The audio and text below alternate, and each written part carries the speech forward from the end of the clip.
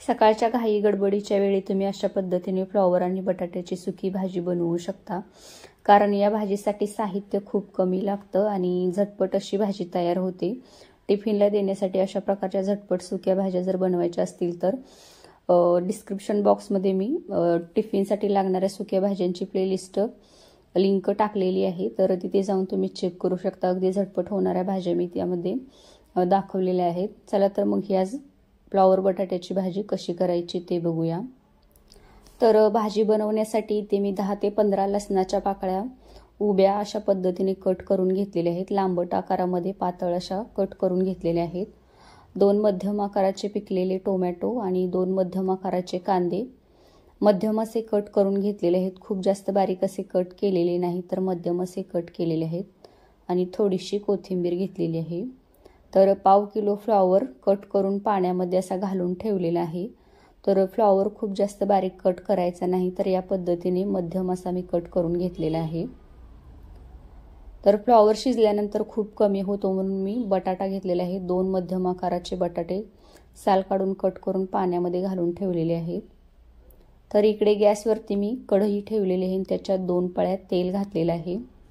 हे तेल चांगलं गरम झाले की याच्यामध्ये पाव चमचा मोहरी घातलेली आहे। मसाल्याच्या डब्यात जो चमचा असतो छोटा, त्याने पाव चमचा मोहरी आणि पाव चमचा जिरे घातलेले आहेत। जिरे मोहरी तडतडायला लागली की याच्यामध्ये कढीपत्त्याची पानं आणि लसूण घातलेलं आहे। तर तेल चांगलं गरम झालेलं असल्यामुळे मी लसणानंतर लगेच कांदा घातलेला आहे। कढीपत्ता घालणं पूर्णतः ऑप्शनल आहे, नाही घातला तरी चालेल। तर कांदा आता ट्रान्सपरंट होईपर्यंत भाजून घ्यायचा आहे। तर या भाजीसाठी कांदा ब्राऊन करण्याची गरज नाही, तर ट्रान्सपरंट होईपर्यंतच भाजून घ्यायचा आहे। तर एक 2 ते 3 मिनिटातच कांदा चांगला ट्रान्सपरंट असा झालेला आहे, तर मोठ्या आचेवरती भाजून घ्यायचा। तर कांदा भाजल्यानंतर याच्यामध्ये मी फ्लॉवर घातलेला आहे। फ्लॉवर मोठ्या आचेवरच एक 2 ते 3 मिनिटं चांगला भाजून घ्यायचा आहे। फ्लॉवर आणि बटाटा या भाजीसाठी चांगलं भाजून घेतले की भाजीला खूप मस्त चव येते। तर 2 ते 3 मिनिटं फ्लॉवर भाजून झाल्यानंतर मी याच्यामध्ये आता बटाटा घातलेला आहे। बटाटा देखील फ्लॉवर प्रमाणेच 2 ते 3 मिनिटं मोठ्या आचेवरतीच भाजून घ्यायचा आहे। तर बटाटा मी 2 ते 3 मिनिटं चांगला असा भाजून घेत आहे। तर 2 ते 3 मिनिटानंतर आता आपण याच्यामध्ये टोमॅटो घालूया। टोमॅटो मी इथं सगळा घातलेला आहे, त्याच्यानंतर मिक्स करून घ्यायचं आहे। तर 1 मिनिटभर असं हे मिक्स करून घेतलेलं आहे। तर थोडा वेळ टोमॅटो देखील आपण असं मिक्स करून घेतले की थोडासा मऊ होतो। तर गॅसची आच मी आता मध्यम केलेली आहे। चवीपुरतं बारीक मीठ घातलेलं आहे। मीठ घातल्यानंतर परत एकदा असं मिक्स करून घ्यायचं आहे। तर 1 मिनिटभर मी चांगलं असं मिक्स करून घेतलेलं आहे। तर आता याच्यानंतर एक कढईवरती ताट झाकायचं आहे आणि याला 2 ते 3 मिनिटं चांगलं वाफवून घ्यायचं आहे। ताटामध्ये थोडंसं पाणी ओतलेलं आहे, जेणेकरून कढईला भाजी चिकटणार नाही किंवा करपणार नाही। तर 2 ते 3 मिनिटानंतर मी कढईवरचं ताट काढलेलं आहे। परत एकदा चांगलं असं मिक्स करून घ्यायचं आहे।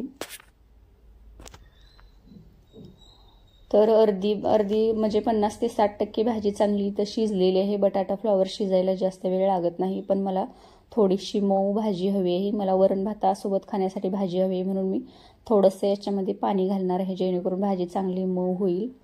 टिफिनला देण्यासाठी जर तुम्हाला भाजी हवी असेल किंवा खूप जास्त मऊ भाजी करायची नसेल तर तुम्ही वाफेवरच ही भाजी शिजवून घेतली तरी चालेल। मी पाणी टाकल्यानंतर परत ताट झाकून ठेवलं होतं 2 ते 3 मिनिटासाठी। तर 2 ते 3 मिनिटानंतर मी ताट काढलेलं आहे आणि भाजी चांगली मऊ अशी झालेली आहे आणि भाजीसुद्धा चांगली शिजलेली दिसत आहे। तर तुम्ही बघू शकता बटाटा चांगला शिजलेला आहे।